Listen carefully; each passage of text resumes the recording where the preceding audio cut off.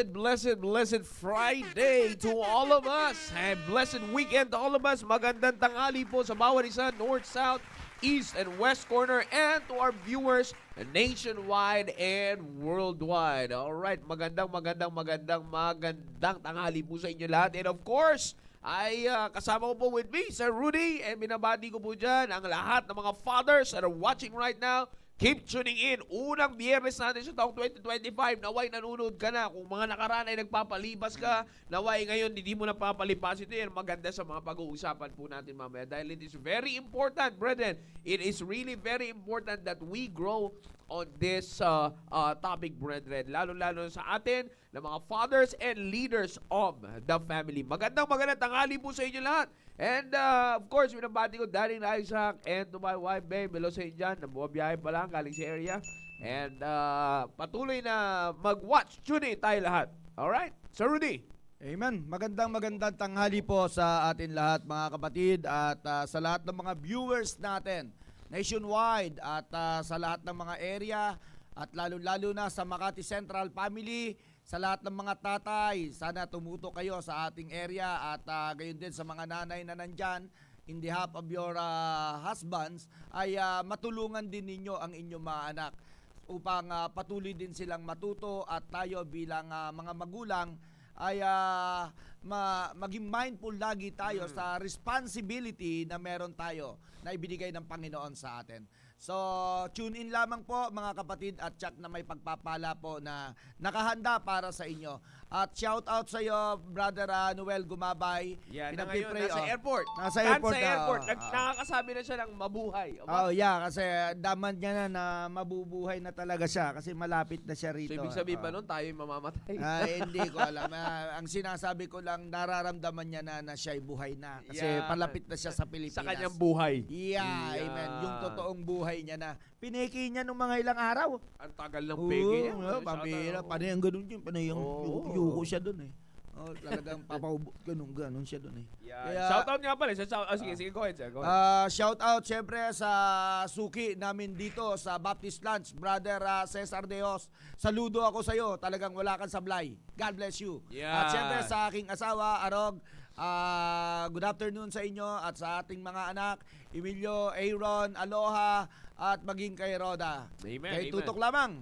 Amen. Alright, and of course, gusto ko lang una-una sa mga fathers natin dyan, sa aming area, South Border Fathers, send your pictures that you are watching the program. Alright? And, bro, may nalimutan ako. Kay sige, Brother Ruel Lopez, andito na po siya, mga kapatid. Yan. Ito sila shoutout ko ngayon din si Sir Ryan. Yan, Sir Ryan Castillo, kasama niya watching si Ma'am Genesis. And of course, Sir Rudy, bago natin makalimutan, nandito yung mga CSI mission preachers natin and some of the pastors that are watching. Magandang tanghali po sa inyo. Nakita ko nandito si Sir Rico Formanes. Yes. Si Sir Rick Belmonte. And, nandiyan dyan. Maaaring di ko pa nabanggit yung iba. Yan. Oo. Kaya, hanapin natin.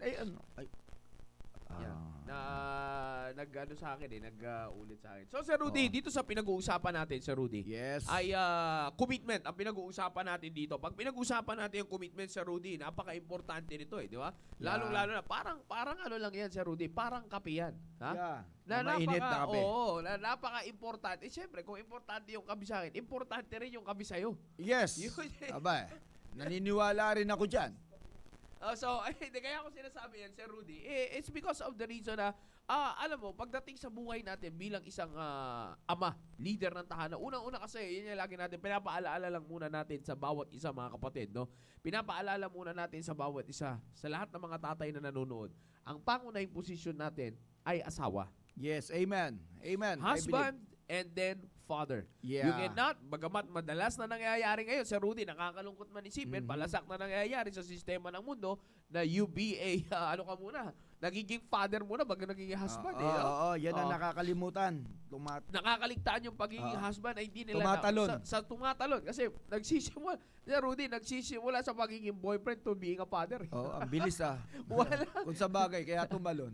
Tumalon eh. Kaya nawawala yung hindi dumaan doon sa pagiging husband na you will only be a husband. Ano mo nakakalungkot, Sir Rudy? Ngayon kasi may affiliation na tinatawag na asawa pero hindi pa naman, wala ka pa naman talagang basbas sa pwesto. sa kalagayan na yan. Tama. Kaya, yan ang nangyayari. Kaya ang nangyayari ngayon Basta may nangyari, asawa na. yun. Ang problema nito, maraming pinangyarihan. Yun ang sinasabi ko. Di ba? Ang hirap yan. Na, kaya ko lang binabanggit yan, Sir Rudy. It's because of the reason na para makita natin that that's the primary position, the primary ministry. You see, and the next one is, of course, yung pagiging father. But Yes. overall, ang Amen. pinakamabigat na ngayon is being a leader. Yun. Kaya nga, as far as being a leader is concerned, now, napaka-importante nito that being a leader is concerned is because of the reason na dapat mo talagang ipakita yung iyong commitment sa iyong leadership. That's right. If there is something that's very important sa leadership, that's commitment. Yes. Because you're going to lead. You cannot command the people to commit. You have to lead the people to commit. Di ba, Sir Rudy? Yes. You have to lead them into commitment, in their commitment to the Lord, not command them to have a commitment to the Lord. Kaya nga, tayo dito, hindi tayo nagdidictate kung anong commitment ang gagawin mo sa Diyos eh. Amen. Our commitment here is always based on your conviction. Yeah, Yan ang magandang amen. pag-uusap That's natin. right. Our commitment here is always based on your conviction. Yung Hindi ganda nun. pwede na yung commitment mo ay base lang sa iyong nararamdaman kung ano lang yung Yeah. gusto mo mangyari sa taon na ito para sa iyo. No, hindi. It should always be based on your conviction. Yan Yes. ang pinakatatandaan natin. Kasi you will never take your commitment seriously. Yan po ang totoo niyan. You will never be able to take your commitment seriously if it's not based on your conviction. Oh, yeah. Amen. You see? Kaya nga dito, lagi nating inaano dito mga kapatid that we always make it sure na principle over emotion because principle is always founded by conviction. Amen. You see that? And pag pinag-usapan natin yung conviction mga kapatid, it's a solid. Kaya nga, conviction is a a word that is a good word, a great word to partner with commitment, Sir Rudy. Yung Yes. conviction. You see? Because in your commitment, if you are convicted with your commitment, you see, or sabihin na natin na if your commitment is based on your conviction sa itinuturo ng salita ng Diyos, na mapakinggan mo sa salita ng Diyos, pinapadala sa atin ng Diyos, I'm telling you, you will pay attention, you will give full attention, and you will always make it sure na yung commitment mo ay talagang tatrabahuin mo, Sir Rudy. Yeah, Sir Rudy, amen, anong amen. pwede mong maiiano dyan? Amen. Thank you, Sir Jao. At sa bagay na yan, Tingnan lang mo ng konti yung mic mo. ito. Yeah, good. Yun. Kaya pala eh. Sa mga bagay na yan, Sir Jawa, masasabi ko na talagang yung sinabi mo na yung commitment must based in our conviction ay tunay yun. Kasi wala namang ibang magtutulak sa'yo para mag-commit kung hindi ka una na-convict. Okay? At kung hindi ka rin convicted sa mga bagay-bagay patungkol sa Panginoon, ay malabo talaga na ikaw din ay makapag-commit.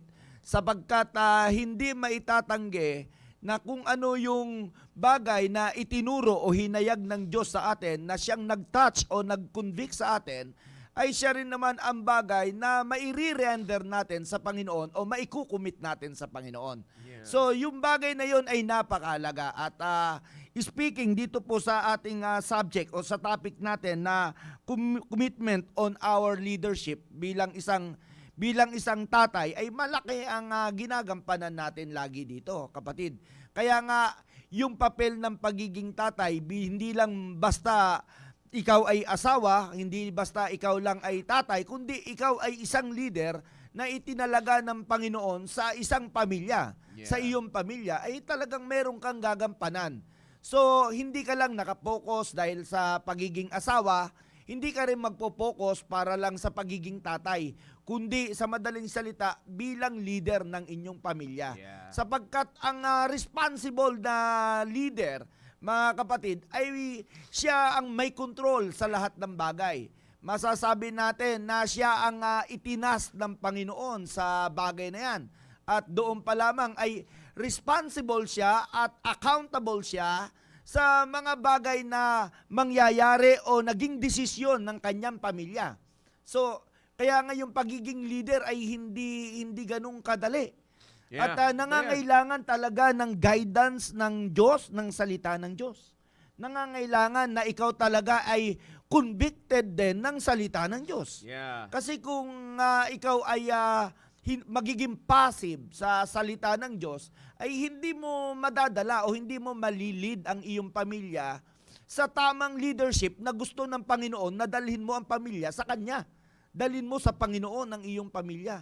At ang pinakamaganda nito, mga kapatid, etong ating simbahan ay hindi maramot sa bagay na yan. Kaya nga may ganitong uri tayo ng programa para sa mga tatay o sa mga leader ng tahanan ay matulungan na mas mapaganda pa ang kanilang leadership para mas mailapit nila ng mabuti ang kanilang pamilya sa ating Panginoon. So doon sa bagay na yon, dapat maging maliwanag lagi sa isipan ng mga tatay kung ano ang kanyang tunay na papel. Amen. Yeah. At masasabi ko nga, yung asawa nga ay galing sa Panginoon. Binigay ng Panginoon ang iyong asawa sa iyo. So ipinagkatiwala ho yan, ayon sa Biblia.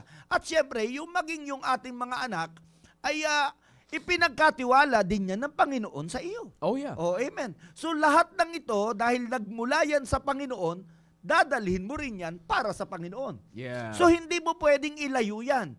Dahil kung yan ay nanggaling sa Panginoon, nararapat lamang na i-render mo o mas ilapit mo yan sila sa Panginoon. Amen. At yun din naman ang nais ng Panginoon sa atin bilang mga tatay na ganun ang mangyari sa ating pamilya.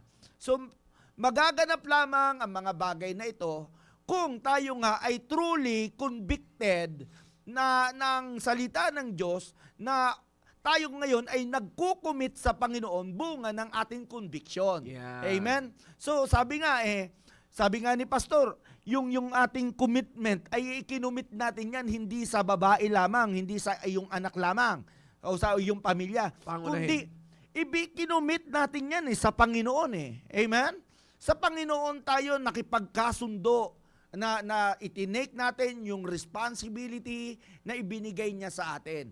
At katunayan niya, sa pagiging mag-asawa pa lamang, ay nag-commit na tayo sa Panginoon na talagang pakaiingatan natin ang ating asawa, mamahalin natin ang ating asawa, at higit sa lahat, tuturuan natin ang ating asawa na mas mahalin din ang Panginoon.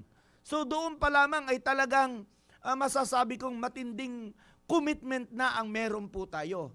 At lalo naman pag isinama na natin yung ating mga anak. Kasi kung ginawa mo ang iyong responsibility bilang asawa sa iyong asawang babae, ay magagampanan mo rin siyempre yung iyong responsibility bilang isang tatay naman sa loob ng pamilya. So doon pa lang mga kapatid, maliwanag ang tinuturo ng Biblia na tayo bilang leader, ikukumit natin o nag-commit tayo sa Panginoon na ililid talaga natin ang ating pamilya. Amen? At yun ay bunga ng ating conviction. Kasi maraming mga tatay, masasabi ko na may commitment pero hindi sila committed. Yeah. Oh, yan yung doon. Yan ang problema, sir Actually kasi yun yung sinasabi ko sa Rudy. Kaya it's really important to check the conviction first. Yun. Because conviction has a big role para yung commitment ay magampanan mo ng maayos. You see, actually kaya naman I'm not saying this para sabihin na madali or sabihin na natin na sabihin na natin in a way na parang kaya na natin. No, hindi po. I'm going to say this without any malice, Rudy. Yes. Na pag pinag-usapan po kasi natin yung commitment, kapag ka-sensitive ka kasi, ito actually, this is the honest reality. Sa lahat ng mga fathers dyan, shout out po sa inyo, please do take this matter seriously. Ito sasabihin ko po sa inyo. If we are always sensitive talaga sa pangungusap ng Diyos, you see, you will always be driven by your conviction Yun. Yun ang totoo siya, Rudy, di ba? Oo, totoo naman. Sa atin naman, Totoo yan, nangyayari totoo sa yan. atin. Kaya naman natin sinasabi yan kasi nangyayari sa atin. Yeah. Di ba? Magiging mahirap ang commitment, ang gumawa ng commitment sa Rudy, magiging mahirap ang paggawa ng commitment sa Diyos kung hindi ka sensitive sa conviction. Tama. Because it will just be, fathers, it will just be a plain plan. That's the reality. Magiging lang siya parang na lang, normal na plano.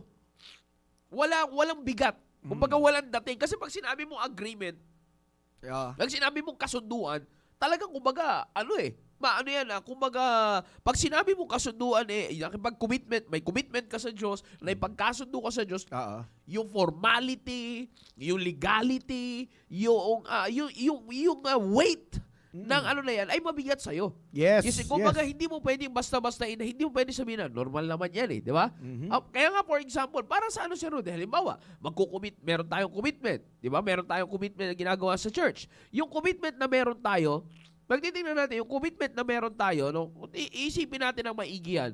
Yung commitment na meron tayo, parang, titingnan mo, hindi normal. We're giving our tithes and offerings. That should be the normal way. In fact, yun ang normal way. Oo. Yan ang normal. Yes. Just for the sake of illustration, makuha nyo mga kapatid. When we give our tithes and offerings, it's actually the normal way of giving ng isang miyembro ng simbahan. Yeah, amen. You see, that's normal. Pero bagamat nangyayari ngayon, ay mabigat sa kanila, pero that's the normal. Whether Normal we kasi accept it or not, yan yung inuutos normal. yun Inuutos ng Panginoon Yes. yun Ngayon, ang point here is this, yung commitment. Mm. Kaya binabanggit natin yung commitment because yung commitment naman, Sir Rudy, yan yung hindi normal yan Bakit? Like for example, papakomit tayo sa Ramos, may commitment tayo sa Ramos. That's outside the giving of tithes and offerings. You see? So it has something to do with a kind of special giving Yun. na kung saan it would requires your more faithfulness sa Diyos. Yun. Kasi pagkakatiwala mo sa Diyos yan Amen, amen. So ang pino-point out ko lang dito is that yung commitment is, out of the norm. Mhm. Kumbaga, hindi to normal na bagay na kung saan, kaya ko sinasabi yan, pag ginawa mo yung agreement mo na yan sa Diyos, hindi yan pwedeng pumantay sa normal na plano mo sa Yung- pamilya mo. Kasi mas malalim ang iyong Yun, pagdala that's niyan. yun, Mas malalim. Mas malalim ang dating niya. Mas malalim. Kasi kaya ka nga nag-commit kasi convicted ka doon Nakita mo talaga yung galaw ng Panginoon at nakita mo ang pangangailangan sa gawain. Kaya nag-step up ka pa para mapunta ka sa isang kalagayan na hindi pangkaraniwan, mga kapatid. At ang bagay na yung anumang bagay na ikinumit natin sa Panginoon, masasabi ko na talagang special na bagay yan, mga kapatid, na nangangailangan talaga ng malalim ng pag-unawa at malalim na pagtanggap, mga kapatid. Kasi yung nakakagawa lamang yan, yung sabi ko nga, yung convicted na tao. Yeah. Yung talagang, yung conviction niya ay talagang malalim. Kaya nakakapag-commit po siya ng mga bagay-bagay na katulad nun. Pero ito tandaan natin, mga kapatid. Maraming tao nagkukumit pero hindi siya committed sa kanyang ikinumit. Bakit? Tulad na sabi ni Sir Joe, hindi na sensitive, mga kapatid, hindi na sensitive sa pagkilos ng Panginoon sa kanya. Sa pagtrabaho ng Panginoon, hindi na siya sensitive. Sa salita ng Diyos, hindi siya sensitive. Which is, yun yung pinaka-basis na para ang isang tao maging faithful sa kanyang commitment, ay dapat maging sensitive siya sa bawat detalye ng salita ng Diyos na itinuturo sa kanya. Kasi mas magiging malalim pa ang relasyon ng isang taong committed sa Panginoon, mga kapatid, the moment na ito ay nagre-response sa kanyang commitment. Amen? So, sabi nga ni Pastor, nangangailangan talaga ng faithfulness sa isang taong committed, mga kapatid. Yeah. Nangangailangan po. Kaya nga tayo bilang leader ng pamilya, mga kapatid, ay nangangailangan na talagang tayo ay maging faithful una sa Panginoon. Amen? Kasi lahat ng bagay na ipinagkatiwala niya sa atin, yung ating asawa, yung ating mga anak, pamilya sa madaling salita, ay galing yan sa Panginoon. Yeah. Kaya nangangailangan po yan ng talagang matinding katapatan. At kung hindi tayo magiging matapat sa bagay-bagay na ipinagkatiwala ng Panginoon sa atin, ay hindi natin mapapahalagahan ang bagay na ipinagkatiwala niya. Bakit? Hindi tayo naging tapat Yeah, totoo So, yan. kung mahalaga yan, nangangailangan niya ng katapatan. Yeah. At kung ikaw ay magiging tapat bilang isang tatay sa ikinumit mo sa Panginoon, ay, makikita mo, mas higit pa na pagpapalain ka ng Panginoon at hindi yun maitatanggi. Yeah. At bilang leader, mga kapatid, mahalaga po ito. Ano po? Bilang leader, intindihin ninyo ng mabuti na walang bagay na ipinagkatiwala sa iyo na hindi yan nagmula sa Panginoon at hindi mahalaga sa Panginoon. Yeah. Lahat yan ay mahalaga. Yeah, kasi Sir Rudy, pag pinag-usapan natin dito yung pero yung bala natin, kasi kanina may asukal, Sir Rudy. Buti May ka lang. asukal yun sa'yo. Nako, hindi Nagkaroon ng maganda. asukal. Mali ang naibigay sa'yo.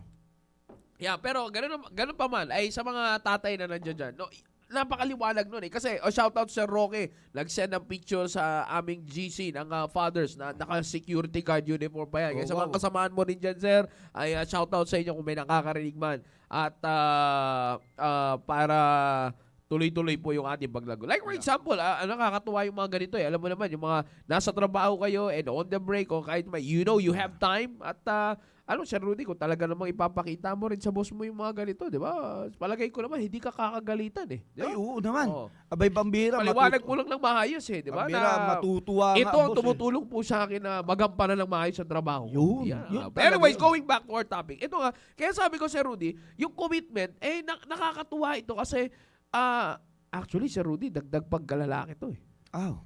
Sinabi mo. Di ba? Amen. Yan ang sinasabi ko. Pambira. Sabi nga natin, kumbaga sa atin, ito yung spiritual macho points. Yeah, Yeah? totoo. Kasi kaya ako sinasabi yan, it's because of the reason na conviction ang pinag-uusapan. Yan, Pag conviction ang pinag-uusapan, tanggalan tayo ng emosyon dito eh. Wala Tao tayo. yan, Tao tayo, love is an emotion. At saka, But the point na lagi lang natin sinasabi sa Rudy, bago may tuloy yan, baka makalimutan ko kasi lumipad eh. sige. Our emotion should always be driven by conviction. Yun, amen. Walang masama magkaroon ng emotion kasi tao tayo eh. Oo naman. Okay. Pero hindi pwede na mag-overlaps yung emotion sa ating conviction Yun, that it will control now our commitment. Amen. Yan ang kadalasan ng nangyayari sa Rudy para sa mga tatay. Kaya minsan, yung kasunduan natin sa Diyos ay kumbaga nasasapawan, natatabunan because yung emotion natin na-overpower yung conviction. Marami ito, Amen, papalawakin natin to sa mga pag-usap natin, pagdidisiplina sa mga anak. Tama. Yan, usapan na lang na yan. Malawak Yan. na usapin yan. Yan, So, malawak susunod yan, na malawak. biyernes natin yan. Siguro pagkasama na natin yung ating nag-comment na yan. No? Yan yung nag-comment. yeah, Kaya yeah. Baka gusto mo muna basahin yung comment. Sabi nung nag-comment, napakahalaga ng commitment sa bawat isa sa atin, lalong-lalo na sa ating mga leader ng tahanan. Dahil ito ang siyang basihan natin upang maidala natin ang ating pamilya sa mataas na antas ng paglilingkod sa Panginoon at lumago sa pananampalataya. Shout out sa iyo, Brother Noel. Noel G. Yan. Noel G. Noel G. Kita mo yan, no? Diyan ako bilib sa sa brother kong yan eh. Talagang kahit malayo, nagko-comment yan. Yan. Yeah, totoo yan, totoo yan. Kaya nga katulad ng sinasabi ko, it's very important. Kaya nandiyan lang pala yung kanina, kausap ko siya, kadarating lang ng kay asawa. Hello, babe. Yan. Okay, so, again, katulad ng sinasabi ko kanina, Sir Rudy, yan eh. It should be the conviction driving the emotion. You see, the emotion is there as human being because love is an emotion. Totoo yan. You Emotion see, yan eh. love is an emotion. Kaya nga, if the love is not driven by, Conviction. ito gawin natin. If the love is not driven by conviction, etong conviction eh. If there's a perfect picture for conviction, is the Word of God. Yes, amen. Huwag na tayo magpaligoy-ligoy pa. Doon naman ang gagaling ang lahat kaya ka-convicted. Yeah, that's right. Yeah. Kaya kapag yung emotion mo is not based by this conviction nito, mga kapatid, it's not controlled by this. Pag na-overpower nito, everything else. Kasi yung commitment mo dapat dito rin eh. Di ba? Sabi ko nga kanina, your commitment should be founded by your conviction. Amen. And your conviction should always be the driving force that controls your emotion. Kasi pagka nag-overpower yan, yun ang sinasabi ko, masasapawan na yung commitment mo sa Diyos. Yung yung pinagkasunduan mo sa Diyos, masasapawan. Pag yan ang nasapawan ng emotion, Sir Rudy, I'm telling you, gagawa ka na lang ng alternate plan that is based not by your conviction, but by your own volition. Yun ang problema dyan, Sir Rudy. Antindi yun, May isa pang sinabi, si kapatid na Noel Gumabay. Eto sabi ng aking kapatid Pag tayo na pa naman, walang nating mga rabbit. Sabi niyang aking kapatid na Noel G, ay bilang leader ay dapat malaman natin kung ano ang mga commitment ng ating mga kasambahay. Okay? Upang ating masiyasat kung tinatahak ba ng bawat isa yung commitment ng ating pamilya. Ganda talaga ng mga banat ng aking Noel G. Totoo yan. Totoo yan. Kasi dyan masasabi ko talaga, bilang leader ka ng pamilya mo, normal na dapat alam mo ang nangyayari sa loob ng tahanan. kilala mo kung alam mo kung ano yung ginagawa ng iyong anak. Kung ito ba ay siyempre kung tayo magulang ay mayroon tayong ikinumit sa Panginoon, siyempre nararapat lang na yung ating pamilya o yung ating mga anak ay alam mo rin kung ano yung ikinumit nila. At kung ito ba ay nakabatay din sa ikinumit mo sa Panginoon. Though meron tayong individual na commitment, pero as a leader, meron dapat iisang goal tayo na pagdating sa paglilingkod sa Panginoon. Yeah. At masasabi ko na hindi mo pwedeng baliwalain na malaman o alamin ang commitment ng iyong mga anak para sa Panginoon. Kung meron naman. Kung wala, abay bakit naman wala? So bilang tatay talagang malaking obligasyon yan na dapat nating tandaan. At sabi nga, bilang leader, mga kapatid, bilang leader, ako bilang tatay, masasabi ko na maliwanag sa aking kaisipan na una bilang asawa ay mamahalin ko ang aking asawa. At pagdating naman sa kanilang mga pangangailangan, normal din na dapat kong i-provide ang mga pangangailangan nila. Hindi lamang mga bagay-bagay na material, pampisikal, o maging, syempre, lalong-lalo na yung spiritual na bagay ay dapat maturuan ko sila sa bagay na yan o ma-provide yan, mga kapatid. At bilang leader ng tahanan, ay masasabi ko na ako ang may responsibility para turuan sila sa mga bagay-bagay, lalong-lalo na sa spiritual na mga bagay. Kaya nga dinadala ko dito sa simbahan para nang sa ganon, yung aking commitment, mahawaan din sila, mga kapatid. Mismo sila maintindihan nila yung bagay na ikinumit ko at maging sila, makita nila na yung commitment ko at ganun din ang commitment nila ay talagang nagtatagpo sa isang layunin. Mga kapatid, mahalaga yun. Kasi bilang tatay, obligado na tayo ang magturo sa ating pamilya. Hindi lamang mamahalin mo yung iyong asawa, hindi naman perpekto yan. Kasama mo ring tuturuan yan para nang sa ganon, mas tumaas din ang level ng kanyang pananampalataya at higit pa na magpakontrol sa conviction na pagkilos ng Panginoon sa kanya. Kasi maraming tao, katulad nung sinabi ni Sir Jao, driven by emotion. Yung emotion na ang nangingibabaw sa kanyang conviction, which is hindi na siya nililid sa isang magandang path na kung saan tungo dapat sa ikabubuti pa ng buhay ng tao, kundi napapariwara kasi emotion na yung nangingibabaw . That's right. So doon pa lang sa bagay na yon, mahalin, turuan, at syempre, tayo tatay, ititrain natin yan. Mga kapatid, hindi po pwedeng hanggang turo ka lang. Kung yung pagtuturo mo, hindi ka lakip ng training, hindi ho lahat ganun. Masasabi ko nga sa eskwela, hindi naman lahat lecture . Meron nga rin mga actual. Actual, may ganun na nga .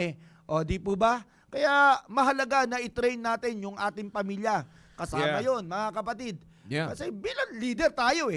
Accountable tayo dyan . Ito na lang, Sir Rudy. Babasahin natin nasa book of Deuteronomy. Very familiar passage. Yes. Deuteronomy chapter 6. And thou shalt teach them diligently unto thy children. Amen. And shall talk of them when thou sittest in thine house, when thou walkest by the way, when thou liest down, and when thou risest up. Ito na, isang verse pa lang ito, verse 7 ito. Totoo, sir. Yan yun, and thou shalt teach them diligently. Amen. Ang pinag-uusapan dito is the character of diligence. Opo. So, diligently instruction ay talagang fully, ka dito, sold out. Totoo yan. Kaya nga maganda yung preaching ni Pastor last Wednesday, all. Opo. Diba? Yes. All, thou shalt love the Lord with all thine heart, with Lahat all yun, thy soul, all and with all thy Yo. mind. Nandun yung all. You see, because that's how you commit. It's not partly, but it's all. You see, kaya by the way, shout out kay Sir Ramon. Yan, nag-send na rin ng picture si Sir Ramon. Sa mga iba pala, namin dyan. Tatlo pala, alam ko marami na nanonood. Pero send your pictures, Father, South Border Fathers. Well, tulad sinasabi ko, ito ngayon, most of the time kasi, Sir Rudy, we have to accept the fact, fathers, at this 2025, alam natin yung reality ng condition natin. Magtulungan tayo dito para sa paglago. And then, Sir Rudy, ang point is, ang sinasabi ko, Sir Rudy, is this.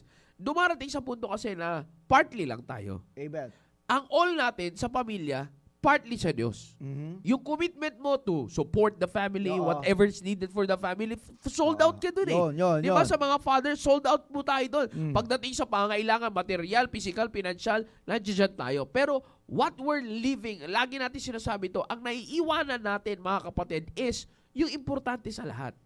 You Yeah. see, sino magtuturo? Ano ang makakatulong sa pamilya natin to manage things physically, materially, and financially? Yeah. I-provide mo yung pangangailangan nilang spiritual. Yung tatlo na yan na basic needs, yung tatlong basic needs na yan, basic needs na para mabuhay ang tao, yung tatlo na yan, nakakailanganin ng pamilya natin. If you will provide first the spiritual, madaling mamamanage to at wala kang makikitang, hindi mo masasabi na nagkukulang ka, kaya sumasagad-sagad sa ganito, sa ganyan. Kaya minsan, ang naapektuhan, yung commitment mo sa spiritual. Yan. Na kung tutusin, Sir Rudy, para sa mga fathers that are watching, yung commitment mo sa spiritual, damay dyan yung sa physical. Yung? Damay yung, sabihin na natin, your heavenly commitment always covers the earthly commitment.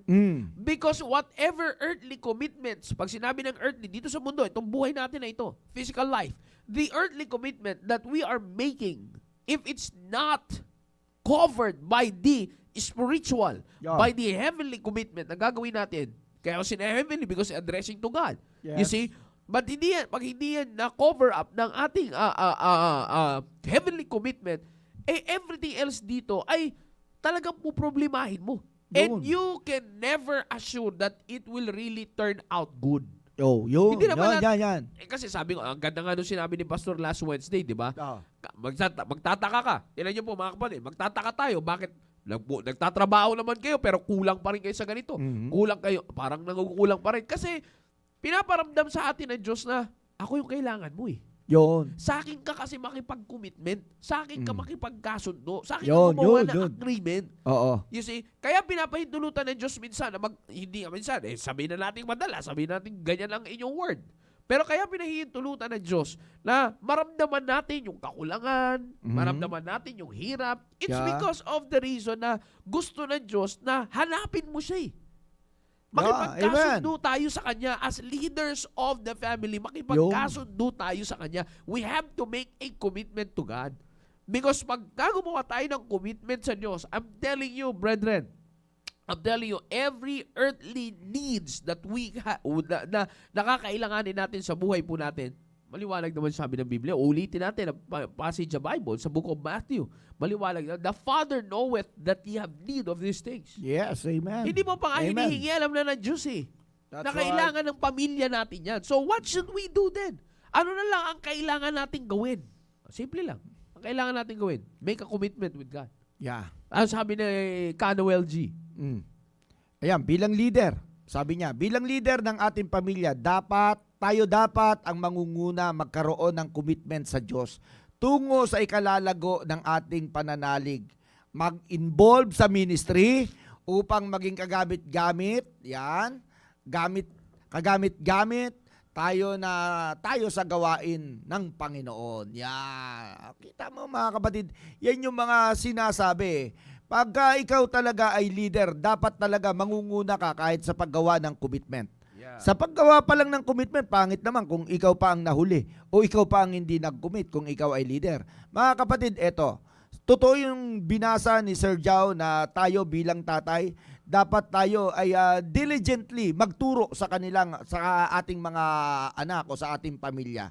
So we have to teach diligently yung mga bagay-bagay na patungkol sa Panginoon sa ating pamilya. Pero makikita natin, diligent tayo pagdating sa trabaho natin. Walang problem. Sabi nga ni Sir Jao, sold out tayo dyan. Pagdating sa mga bagay-bagay na pangangailangan nila, diligent tayo. Pero pagdating sa pagtuturo, kung minsan aminin na natin mga tatay, dito na tayo nagkulang. Dito tayo dinadali ng dyablo eh. Dahil dito, tinatamad na tayo na magturo sa kanila. Yup. Yan ang katotohanan doon. Wala na yung diligent. Naubos yung pagiging diligent mo sa trabaho. Yes. Naubos eh. Pero yung diligent na supposed to be, turuan mo ang iyong pamilya patungkol sa Panginoon, wala na. Di mo na nagagampanan. Katunayan, aminin natin, nakakalungkot naman, wala na kayong devotion ng inyong pamilya. Yeah. Oh. Doon pa lamang, pagdating mo sa gabi, wala na nga, hindi na nga kayo sabay-sabay nagpipray. Oh, That's right. oh, di po ba? Oh, Natutulog na, oh, hindi nakakasabay sa natutulog na. panalangin. Oh, hindi na nakakasabay sa panalangin. Doon pa lang, nagkulang na tayo doon. How much more kung paano mo sila kakausapin patungkol sa bagay na yan? Inubos mo yung oras mo o yung pagiging diligent mo sa trabaho mo. Yeah. So, mga kapatid, ang ugat pa naman ng problema, hindi naman dahilan sa trabaho mo eh. Ang ugat ng problema, bunga na hindi na sila natuto sa salita ng Diyos. Kaya gumagawa sila ng bagay na mali. Kaya mga kapatid, bilang tatay, maging mindful tayo sa responsibility na meron tayo bilang tatay. Mag-commit tayo sa Panginoon. At doon sa commitment na ating gagawin o ginawa, maging committed nawa tayo bunga ng conviction na meron tayo. At yung conviction na yan, huwag mo naman patayin sa puso mo. Mga kapatid, huwag mong patayin. Kundi, hayaan mo pa na mas lalo kang makonvict ng salita ng Diyos na siya magtutulak sa iyo para mas magampanan mo yung commitment mo sa Panginoon. Yeah. Amen, mga kapatid? Huwag kang patatangay sa tinatawag na emotion. Normal, kasi buhay pa tayo, may emotion. Pero dapat yung conviction natin ay mas nangingibabaw kesa sa emotion, mga kapatid. Dahil hindi tayo pinalaki na pandrama. Yun. Dinadip. Tsaka nakakalungkot sa Rudy kapag nasapawan niya na yung commitment mo sa Diyos eh. Yun. Yan nakakalungkot. Nakakalungkot kapag ka nasapawan na yung commitment mo sa Diyos. I'm telling you, fathers, alam naman natin, matatapos ang panibagong taon na to na binigay sa atin ng Diyos 2025, wala rin. Everything else is kumbaga shallow na, mababaw. Yeah. Totoo. Kaya ang pinakamaganda, ngayon 2025 mga kapatid, sa lahat ng mga tatay na nandyan, eto, ang dami nga mga pastor na nanonood sa atin. Yeah. Sa lahat, sa iba't iba, alam ko kasi pati yung ibang pastor na to, nag-send din ito ng link para sa kanilang miyembro eh. Sa lahat ng mga tatay na nakikinig at nanonood sa aming programa ngayon, itong programang ito ay tiyak na kailangan natin. Kaya dito mga kapatid, dito pa lang sa programang ito ay tangkilikin na natin. Dito talagang i-implement na ninyo na talagang dito pa lang committed ka na manunood tayo. That's right. Simpleng-simple lang ito ha. Dito pa lang mag-commit ka na manonood ka para mas ma-enhance pa ang iyong leadership. Shout out sa inyo sa mga malalayo. Yeah, Ay sa totoo mga tatay na mga nag-abroad, mga kapatid, ako talagang kitang-kita ko sila, talagang tumututok sila. By the way, shout out Brother Jorald Arevalo. Totoo yan, mga tatay na malalayo, nag-abroad pa yan. Pero makikita nyo, andito, nakasubaybay sa ating programa. Sayang naman tayo mga nandito, babaliwalain natin. I-commit na natin, mga kapatid. Yeah. Maliwanag, sabi nga ni Sir Jau last week ginamit niya yung Proverbs chapter 16 in verse number 3. Commit thy works unto the Lord and thy thoughts shall be established. Gustong-gusto ko yan, dalawa yan eh. Totoo. Commit thy ways and commit thy work. Yun, yung pinakamaganda ron. At magmamarka talaga na talagang yung kung ano yung iyong galaw, kung ano yung kilos mo, dapat nakabase rin yan sa plano mo. Yeah. Pangit naman mga kapatid kung may plano ka pero yung kilos mo hindi nakatugma. Yep. Hindi naka-in-tune yung galawan mo. May plano ka sa pamilya mo para sa taong ito. Pero yung ginagawa mo hindi naman naka-in-tune. Di talagang anong klase yan? Yeah. Dapat tumutugma yan, mga kapatid. Hindi, sa paghakbang, mga kapatid, sa paglakad, hindi puro kanan. Kaliwat kanan po ang ginagamit. Yeah. Abay, pangit to ang tumakbo na talagang lahat kanan. Yeah. Kaya nga naka-in-tune, nakatono po. Ay, may pangit po pagkapalyado, mga kapatid. Kaya sana naman naiintindihan nyo po. Ano po? Kaya sa lahat ng tatay, ay maging committed tayo sa mga ikinumit na natin sa Panginoon. Yeah. At tandaan natin, ito ay dagdag, sabi ni Sir Jau, dagdag pagkalalaki. Yeah, totoo Okay, yan. totoo talaga. Isipin ninyo. Kaya nga may tukso tayo na sinasabi, wala to pag hindi niya ginawa. Wala to, bading-bading to. Bakit? Hindi marunong tumupad sa commitment. Physical yun. Physical yun. Ano lang yun? Dito lang yun sa Oo. ating earthly connections, Oo. earthly affiliations, Oo, di ba? totoo yan. Minsan naiinis pa tayo eh. Totoo. Yan ang maganda niya sa Rudy. Minsan naiinis tayo pagka hindi ginawa yung Oo. kasunduan. Oo. Kasundo tayo Wala dyan, Brad. pala. Para ka naman di Wala lalaki. ka salita. Ang word natin, Oo, may- para ka naman di lalaki kausap. Di ba? May ganun eh. May ganun tayo. Oh. Pero, paano kaya pag sa Diyos? Halimbawa, ay Diyos yun. ang magtanong sa atin. Yun ang matindi ron. Pambihira naman nak, para hindi ka lalaki kausap Oo. ah. Pambihira. Paano na kaya pag Diyos ang gumanon? Totoo Yan yan. ang sinasabi ko. Pambihira. Yan ang matindi ron. Kaya maganda yung sinabi ni Sir kanina, Sir Andy. Sabi nga ni Sir Andy, it is a sad reality, no, na we fathers are more committed to our secular work than to teach our family with spiritual matters. You see? Kasi, tinan nyo, matututunan ng anak mo, may tuturo mo sa anak mo, maging committed sa trabaho niya. Pagka papakita mo sa anak mo na committed ka sa Diyos. Yan. Di ba? Ganun na naman kasimple yan eh. Pagka committed ka sa Diyos, may anong translation nun sa earthly? Pag committed ka sa spiritual mo, anong translation nun? Committed ka sa earthly. Yan. Ganun naman kanina, di ba, sir? Wow, Spiritual, ganun earthly. talaga eh. Heavenly, earthly. Spiritual, physical. Ganun lang naman. Yan. Kaya ang problema ngayon, nawawala talaga yung commitment. Nababaliwala natin ang spiritual commitment or our commitment to our spiritual life. Because we thought it's another life. Yun. Mga susunod na hihimay-himayin po natin. Pero ang totoo niyan, mga kapatid, ang spiritual life is the main life. Yun. Amen. That's right. Di ba?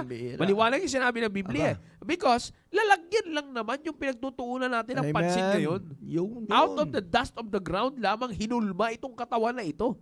You see? So, without the life, without the spiritual life given by God, wala namang galaw tong katawan na to eh. Yeah. Alam naman natin yan. Minsan nawawala tayo. Kaya gusto ko yung sabi ni Pastor, back to basic tayo eh. Minsan nawawala tayo sa Rudy doon sa point na, ano ba to? Ano ba yung pinagkakabalahan mo? Tama, hindi sinabi. Pag pinagkakabalahan nating buhayin, yung physical.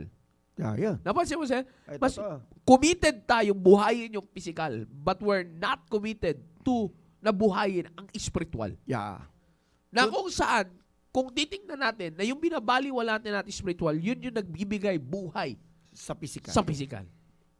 Di ba, Sir Sakto. Rudy? Sakto, Yes, buddy. sinasabi natin dyan. Kaya nga, maliwanag yung sinasabi ng Biblia. Sa susunod, pag-uusapan po natin yan. Maging maliwanag sa atin yan, fathers, that we have to live by the Spirit. In the Spirit. Amen. You see? Spirit, we have to walk in spirit and in truth. Maliwanag yung sinasabi. that's Puro right. ganun eh. Yun, Puro yun. ganun. Para makita po kasi natin dito na importante ang physical life. Pero tandaan po natin, what's the point of paying more attention to your commitment in this physical life? Because that is not the main life. Kung hindi ka nag-pay attention sa commitment mo para sa spiritual mong buhay. That's right. Amen. Kaya tinan nyo, fathers. Tinan nyo po. Ito yung point natin dyan. Napakasimple lang. Sa nakalipas na 2024, alam naman natin yan. We provided everything for our family. Opo. You provided everything for your children. But Yes. yet, dumating pa rin sa punto ng buhay ng anak mo na napahiwalay siya sa Diyos. Yan, totoo. Nakuha mo, Sir Rudy? Oh, yes, nangyari, di ba? Nangyayari, di ba? You provided. Hindi ka nagkulang sa Tama. pag-provide ng pagkain sa inyong hapagkainan. Totoo. Hindi ka nagkulang sa pagpinagpala ka ng Diyos sa pag-provide ng pangangailangan ng pamilya mo. Tinustusan lahat. Lahat ng tinustusan mo, pamilya mo, lahat yan pinrovide ng Diyos sa'yo. Tinulungan ka ng Diyos to provide that for your family. Kasi napagtuunan mo ng pansin yan eh. Yeah. Pero tingnan mo, bakit kaya dumating pa rin sa punto na yung anak mo napahiwalay sa Diyos?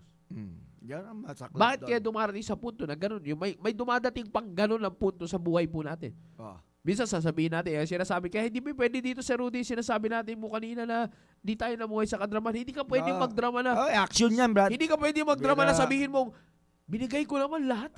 Pambihira. Hindi tayo pwede magdrama sa gano'n na, binigay ko naman lahat. Bakit nagkaganyan pa kayo? Yun! Yung mga attitude na yan, napapanood nila siguro sa Korean yan eh. Yung mga Korean movies, mga ganon. Puro drama. Tayong mga lalaki, action ang hanap natin, mga kapatid. Action. Amen. Totoo So, yan. yun ang kailangan din natin, syempre, sa ating pamilya, ay may action, mga kapatid, patungkol sa gawain ng Panginoon. Yun ang kailangan natin. Hindi po pwede talaga ang emotion dito, kundi action dapat ang kailangan. Action na natin upang sa ganon, yung mga plano natin para sa ating pamilya ay mangyari sa biyaya ng Panginoon. Hindi po ba, mga kapatid? Kaya sa mga bagay-bagay na ating pinag-uusapan, tandaan natin. Sabi ko nga, dito pa lang, kung alam mo itong programa ay nakakatulong sa'yo, why not na dito pa lang i-fix mo na ang sarili mo na ikaw ay committed na lagi kang manunood at susubaybay sa programang ito. At pagkatapos, i-commit mo rin syempre yung sarili mo na hindi ka papalya sa gawain ng Panginoon. Dadalo ka sa pananambaan. No matter what, mga kapatid, kailangan yun eh. Doon pa lang kung hindi ka gagawa ng commitment, ay, sabi ko sa iyo, kung ano sa nangyari nung nagdaang taon, mangyayari uli sa iyo yan dahil hindi ka gumagawa ng commitment. Alam nyo, yung ibang tao takot na gumawa ng commitment. Yeah. Alam mo kung bakit? Amen. Sasabihin niya parang sa area na hindi lang ako mangangako, sir, ha? Yeah. Pamilyar. Hindi mo pwede ganyan na Diyos. Hindi pwede. Hindi pwede sa Diyos yan. Pambihira. Halimbawa, alam mo, nakakalungkot isa. Halimbawa, kaya gano'n ang Diyos sa atin. Alam mo, di lang ako mangangako, ha? Kung may kakainin kayo bukas, ha? Ay, pambihira, hirap yun. Hirap yan, Father. Di ako Ilagay natin sa mangangako. isipan natin. Ay, hindi, teka lang, ha? Hindi ako mangangako na bukas makakapasok ka sa trabaho mo, ha? Hindi ko kaya ipangako sa iyo yan.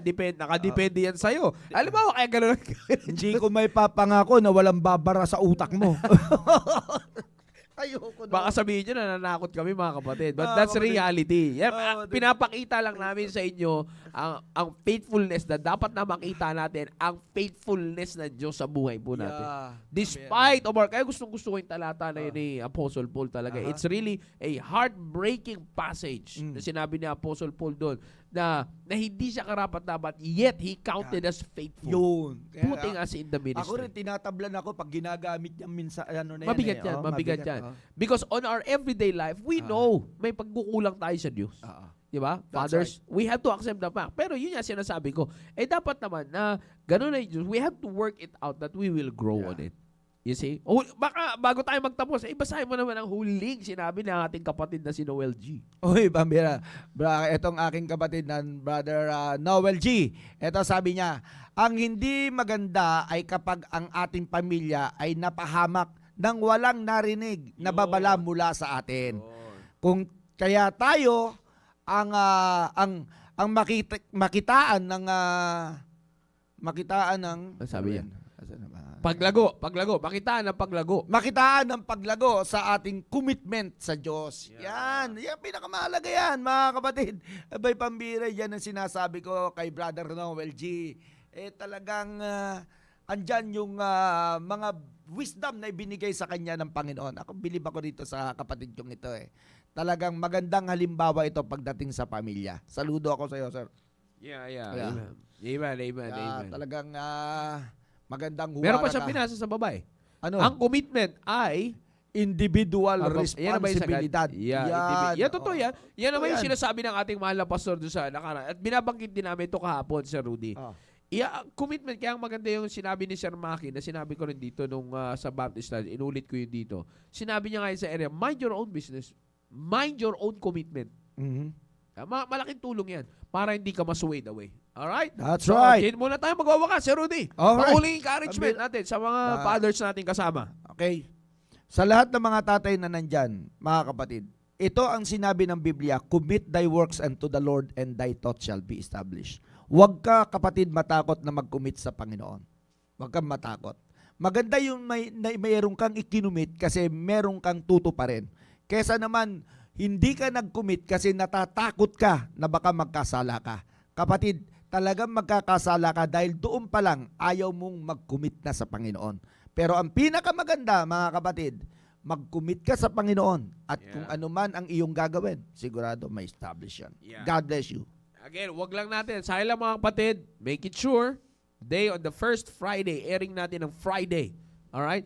First airing natin ng Friday, TBL, usapang tatay, usapang lalaki. Yes. Ito lang po mga kapatid, always make it sure that our commitment is covered or based by our conviction. Amen. Conviction, commitment and conviction, it goes hand in hand. Kaya mga kapatid, nais po namin sabihin sa WhatsApp, patuloy po tayong magpanalanginan sa bawat isa. Patuloy po tayong magpanalangin sa bawat at magpalakasan sa bawat isa. And let's make it sure na tayo po ay patuloy na lalago spiritually. Sabi nga ni Sir Gumabay, Amen. See you soon. Uy, parang uuwi rin. Parang parang totoo rin no? Pero malapit na, Brad. Yeah, Wag mong kalilimutan yung natin. Ilang pikit ka na lang, ilang kurap na lang. Wag mong kalilimutan yung Haponesa na pangako mo sa akin. Alright, anyways, again, maraming salamat po sa inyo pong pagsubaybay to all the fathers of North, South, East, and West Corner and to our viewers nationwide and worldwide. Magandang tanghali muli sa inyo. It's a great blessing that we are all together here in this program, growing. At sa mga, alam nyo, sa mga mothers, sa mga young people na nanonood ngayon, alam nyo, hindi nakapanood ay inyong mga tatay due to their schedules, making sure that they will watch the replay. Amen. Galingan na natin yan, mga kapatid. Huwag natin pahintulutan na may excuse yung ating pong paglago. Sabi, Amen. binanggit ni Pastor yan, di ba? Yes, no excuses. That's right. Kaya paborito kayo pagdating sa pag-workout. No excuses. Totoo yan. Alright, Kaya kaya- nagiging attitude ko na rin. Yes, amen, amen. Kaya muli, para sa bawat sa mga fathers na nandyan, let's keep growing, let's keep all praying. Maraming salamat po sa inyong pagsubaybay. And again, thank you to all the viewers natin nationwide and worldwide. A blessed Friday afternoon to all of us, and let's continue to enjoy God's graces for the rest of this day. And with all of this, lagi po namin sinasabing, to God be the glory. Have a blessed Friday. Goodbye.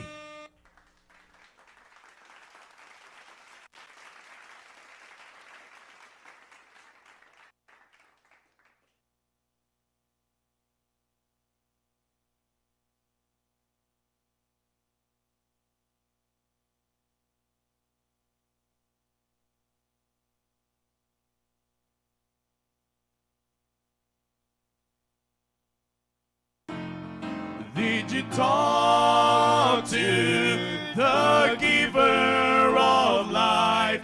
Did you ask himself with your troubles and strife? Did you say, Lord, I'm sorry if I've gone astray? Did you talk to God today? You talk to your banker, your lawyer and such. Talk to your doctor, but you didn't learn much. Talk to everyone you met on your way, but did you talk to God today? Did you talk to the giver of life? Did you ask his help with your troubles and strife? Did you say, Lord, I'm sorry if I've gone astray? Did you talk to God today?